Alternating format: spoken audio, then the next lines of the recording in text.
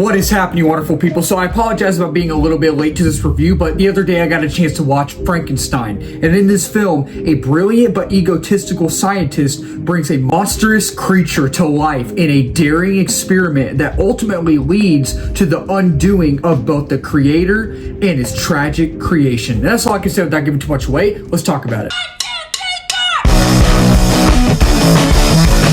What's your favorite scary movie?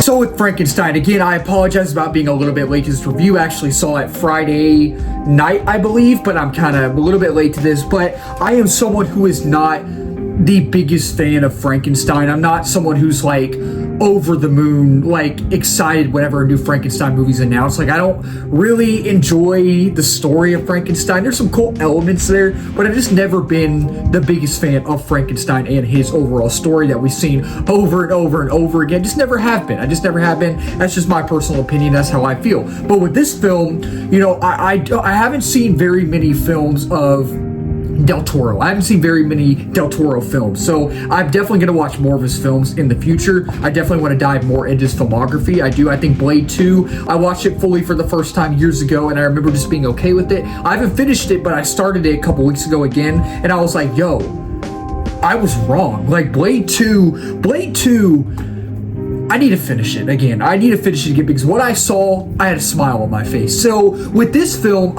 Oscar Isaac is the lead, and Oscar Isaac is one of my favorite actors of all time. I think he's one of the best actors to ever act, and after having seen the film, there are some really great things about it, but overall, I thought it was okay. So if you're new to my channel, or if you've been following my channel for a while, you know that I talk about my positives first, and I talk about my negatives later, because even when I need to be positive, I'll be negative. But even when I need to be negative, I will be positive. And with this film, overall, I thought it was fine. But at the same time, there are some really great things about this film, and I think, for starters, I think this film, when it works, it does work, and I think that Oscar Isaac, again, he's one of my favorite actors.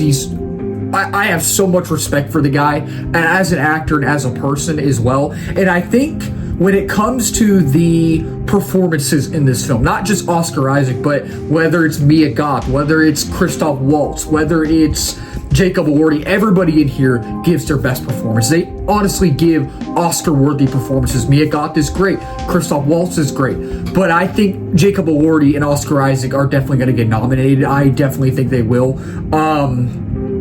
Mainly Oscar Isaac. This dude, I'm going to tell y'all now. I'm going to tell y'all right now. In my opinion, this is my personal opinion, Oscar Isaac is going to win Best Actor. He's going to win Best Actor. This movie's 2.5 hours long. I was 30 minutes in, and I was watching it like this, and I'm just like, whoa. I'm like, dude, trust me when I say, Oscar Isaac is going to win Best Actor for this film. At least he's going to probably get nominated, you know, and I just really think he gave just this very vulnerable but very egotistical, just smart but cocky performance, and I say that all in a good way, in a really good way. And again, Jacob Elordi as Frankenstein, perfect Frankenstein, absolutely knocked it out of the park. And I remember hearing or reading that Andrew Garfield was in the running to play Frankenstein. Love Andrew Garfield, great actor, one of my favorite actors. I think he's great. I don't see him as Frankenstein, but Jacob Elordi, even though I'm not the biggest fan of him, I'm not the biggest fan of him, he's Frankenstein. And Mia Goth isn't in it much. She's not in the film much, but she does have a decent sized role, and she's really good, as always, you know. And Christoph Waltz, one of the best actors to ever walk on this planet, one of the best actors to ever act. He's not in it much, but again, has a decent sized role as well. Really good, knocked it out of the park. And I really think that the use of practical effects in here is really good, especially for Frankenstein.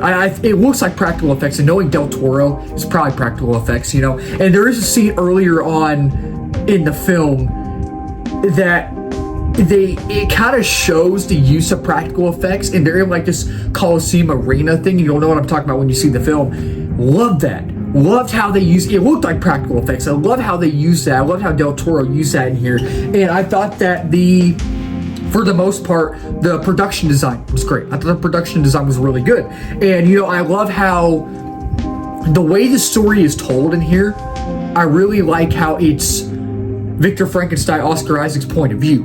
He's kind of like the narrator in a way. And when it gets towards the end of the film, it's kind of Jacob Elordi, Frankenstein's monster's point of view in a way, which I really like how they did that in the film. I thought that was really cool, and I thought the acting was great from everybody. I thought the chemistry between everybody was great, whether it's Mia Goth and Oscar Isaac, whether it's Christoph Waltz and Oscar Isaac. I thought all the acting chemistry was great in here. All the dynamics, I thought the dynamics was really good, and the dialogue for the most part was really sharp. I thought the dialogue was sharp, and the script was sharp for the most part, and for the most part, I say for the most part, I thought the pacing was good. And the pacing at the same time is one of the negatives I'll touch on when I talk about my negatives in a little bit. But I thought mainly towards the beginning the pacing was fine, but then it slowly started to, but I'll talk about that more in a little bit. But I think that the film is visually beautiful. I thought it was visually beautiful, and I thought that the cinematography was great. I like the overall aesthetic. I like the overall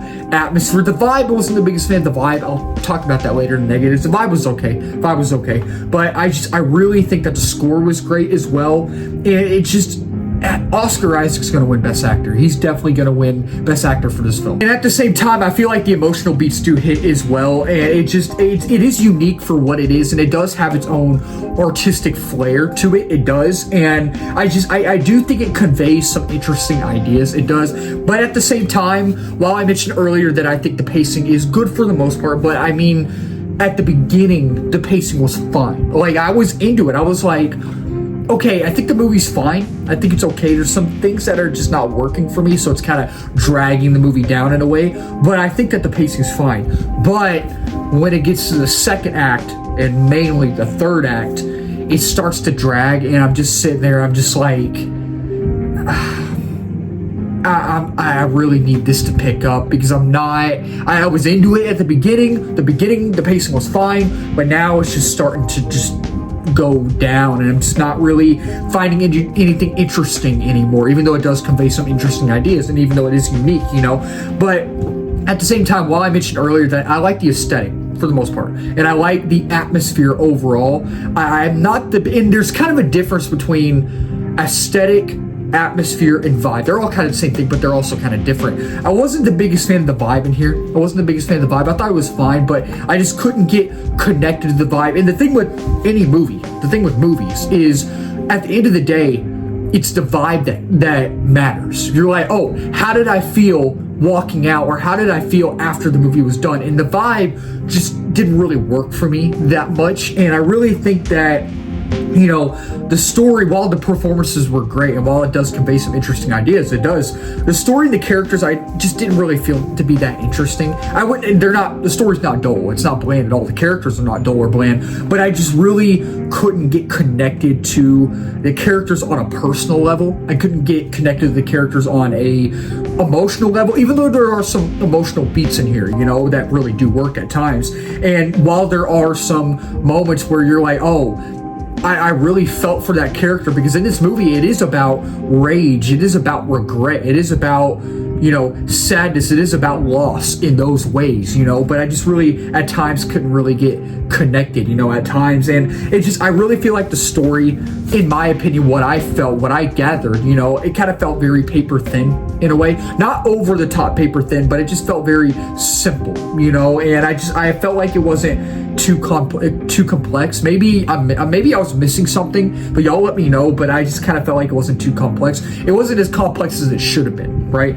And I didn't feel the depth, and it just, again, I felt like it was a little too simple for me. So yeah, overall, with Frankenstein, this is a film that I really didn't have any big expectations for, and I really ended up liking some aspects of it, but at the end of the day, the movie just ended up being fine, in my opinion. Like, there are some really good things about it, whether it's the performances, whether it's Oscar Isaac's performance, whether it's the visual flair, the aesthetic, whether it's the tone, but at the same time, I just wasn't really feeling the story, the characters as themselves, or the vibe, or just kind of what the story had to offer. So with Frankenstein, I will give this film a 3 out of 5 stars. And with Frankenstein, I will say, choose your time wisely. I think if you're a Frankenstein fan, if you're a Del Toro fan. I think you will enjoy this because I'm just kind of in the minority on this. It's just my personal opinion. This is what I felt after watching the film. Majority of people are enjoying it, so I think y'all might enjoy it. That'll wrap up this video. Thank y'all so much for watching. If you're new to the channel, please don't subscribe, like, comment, share in this video. We just hit 1K subs a while back. We're now at 1.1K. Next big milestone is 2K and 3K after that. Beyond that as well. And if you're new as well, I do movie reviews, TV show reviews, trailer reactions, movie live streams, movie news, movie rankings, all that wonderful movie stuff